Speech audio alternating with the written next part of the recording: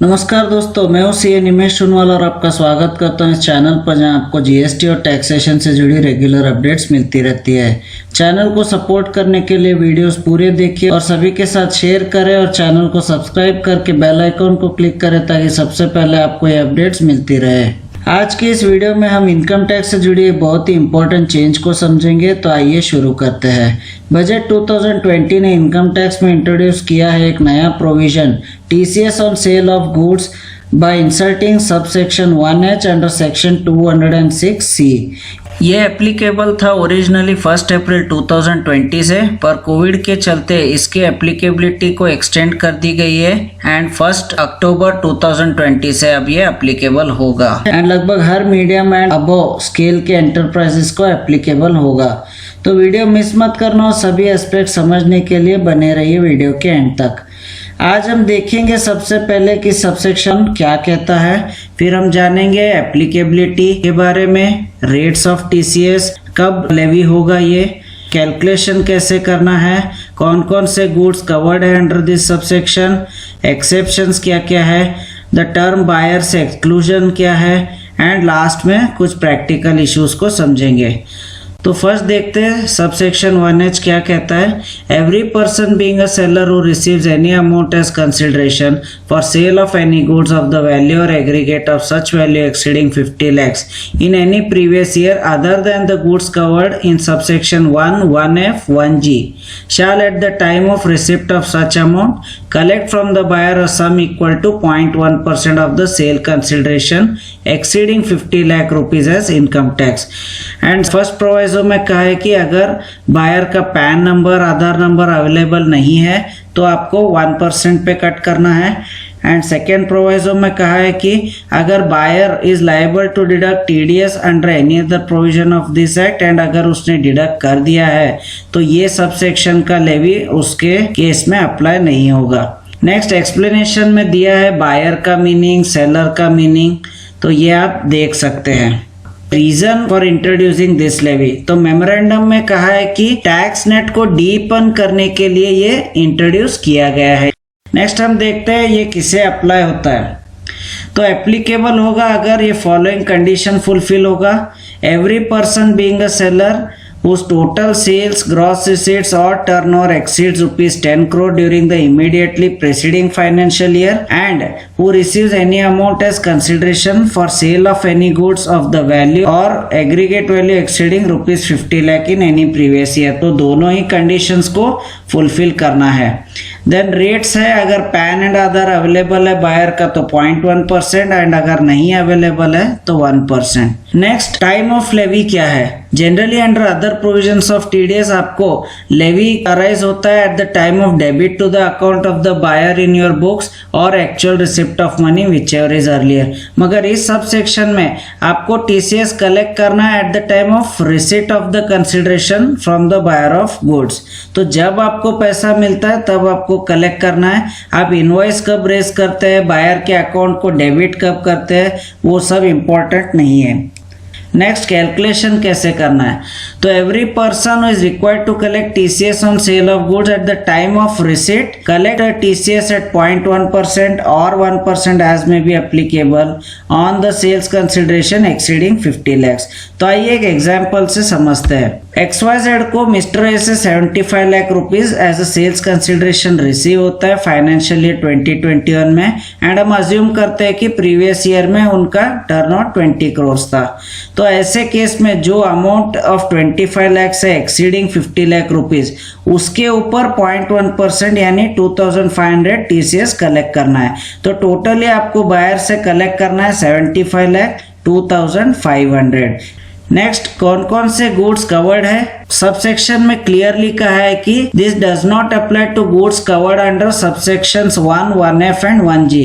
तो इसमें आ जाता है आपका TCS on sale of alcoholic liquor for human consumption, tendu leaves, timber, scrap, foreign remittance through LRS, overseas tour package, क्योंकि इनके लिए सेपरेटली एक सबसेक्शन दिया है जहाँ पे टीसीएस कलेक्ट करना है।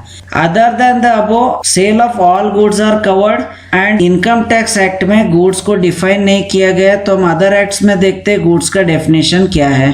तो सेल ऑफ गुड्स एक्ट में डेफिनेशन है goods means every kind of movable property other than actionable claims and money and include stock, shares, growing crops, grass and things attached to or forming part of the land which are agreed to be sold before the sale or under the contract of sale। more or less similar definition GST Act में भी दिया हुआ है। तो इससे हमें ये समझ आता है कि sale of land and building पे ये टीसीएस प्रोविजन अप्लाई नहीं होता है क्योंकि वो इमूवेबल प्रॉपर्टी है। एंड गुड्स के डेफिनेशन में आता है every kind of movable property. और एक रीजन कि इमूवेबल प्रॉपर्टी के ऊपर ये नहीं आएगा क्योंकि ऑलरेडी टीडीएस में एक सेपरेट सेक्शन है 194IA जो sale of immovable property exceeding 50 lakhs के ऊपर 1% टीडीएस डिडक्ट करने का प्रोवाइड करता है। तो ऑलरेडी ये वहां पर कवर्ड है। नेक्स्ट हम देखते हैं कौन से केसेस में टीसीएस अप्लाई नहीं होगा। तो there is no need to collect TCS if both the following conditions are satisfied. First, buyer is liable to deduct TDS on the consideration paid under any other provisions and such amount has been deducted. तो यदि buyer liable है sales consideration आपको pay करते हो TDS deduct करने के लिए and उसने वो अमाउंट डिडक्ट कर लिया है, तो ऐसे केस में आपको टीसीएस कलेक्ट करने की जरूरत नहीं है। तो ऐसा हो सकता है कि आपको ट्रैक रखना होगा कौन से बायर ने आपका टीडीएस डिडक्ट किया है, कौन से ने नहीं किया है, उनसे कंफर्मेशन लेना होगा। जब तक ये अमाउंट आपके फॉर्म 26AS में रिफ्लेक्ट नहीं होता या आपको फॉर्म 16A नहीं मिलता है, ताकि आपको पता चले कि आपको टीसीएस कलेक्ट करना है या नहीं करना है। नेक्स्ट, द टर्म बायर से क्या क्या एक्सक्लूडेड है वो हम समझते हैं। Buyer excludes the following person: central government, state government, embassy, high commission, consulate, trade representation of foreign state, local authority and any other person notified by the central government. तो ये रेसिडियल क्लॉज है, यहाँ पर central government किसी को भी notify कर सकते हैं। तो any sale of goods made by any person being a seller to these buyers shall not attract the applicability of TCS under this subsection. Next आइए प्रैक्टिकल इश्यूज देखते हैं। फर्स्ट है TCS on export of goods.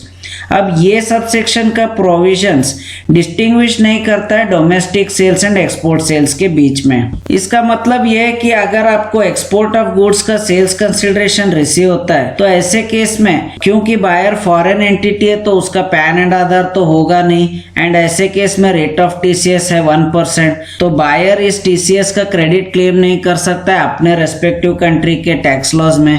तो इसका मतलब ये होगा या तो आपका cost of export of goods बढ़ जाएगा जिससे सेलर का कॉम्पिटिटिवनेस कम हो जाएगा इंटरनेशनल मार्केट में, या फिर सेलर ये खुद के पॉकेट से बेयर करेगा बिजनेस पाने के लिए एंड इससे उसका मार्जिन रिड्यूस हो जाएगा।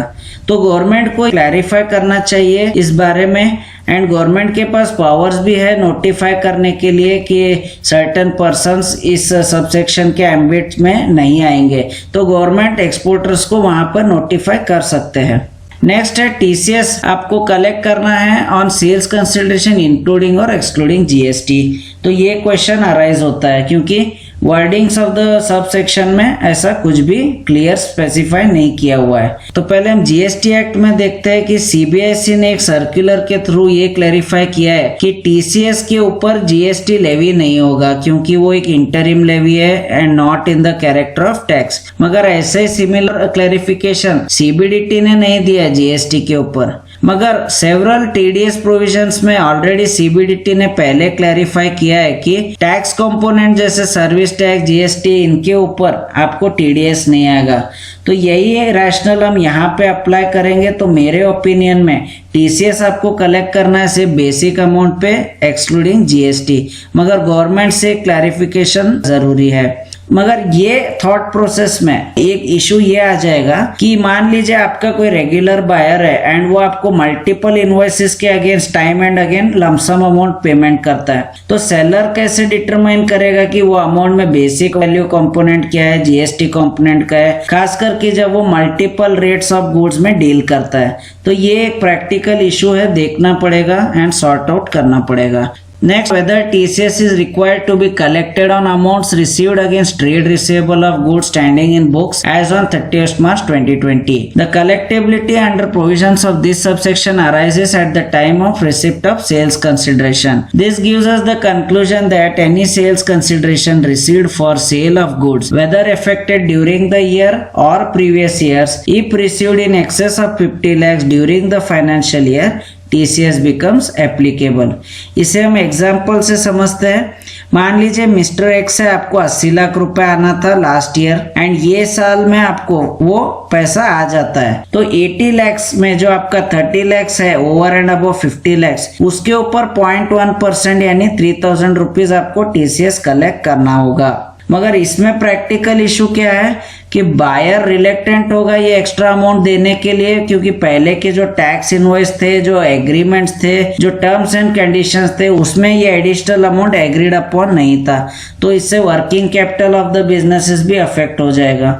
Next, whether TCS needs to be collected at the time of billing in case of advance from the customer standing in books as on 31st March 2020।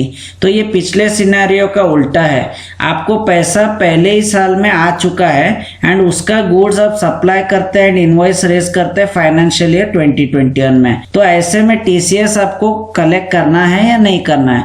तो हम सेम रैशनल लगाएंगे। TCS at the time of actual receipt of sales consideration ही attract होता है and क्योंकि आपको actual amount last year में ही आ गया है, इसीलिए आपको TCS अप्लाई नहीं होगा। एंड इससे प्रैक्टिकल प्रॉब्लम्स क्या है कि बिजनेसेस को ट्रैक रखना पड़ेगा कि कौन से इनवॉइसेस का ऑलरेडी एडवांस आ गया है एंड TCS कलेक्ट नहीं करना है, एंड कौन से इनवॉइसेस ड्यू बेसिस है एंड TCS कलेक्ट करना होगा।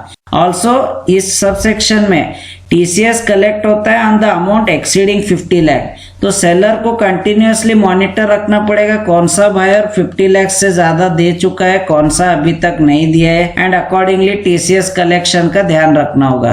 एंड उसको रेगुलरली ये भी ध्यान रखना है कि बायर ने TDS डिडक्ट किया है नहीं किया है, उसको कंफर्मेशंस लेना पड़ेगा एंड अकॉर्डिंगली TCS का एप्लीकेबिलिटी देखना पड़ेगा। तो अगेन ये जो सारे इश्यूज है उस पे गवर्नमेंट को कलेक्टिवली एक क्लैरिफिकेशन देना चाहिए ताकि ट्रेड एंड इंडस्ट्री का हेल्प हो सके।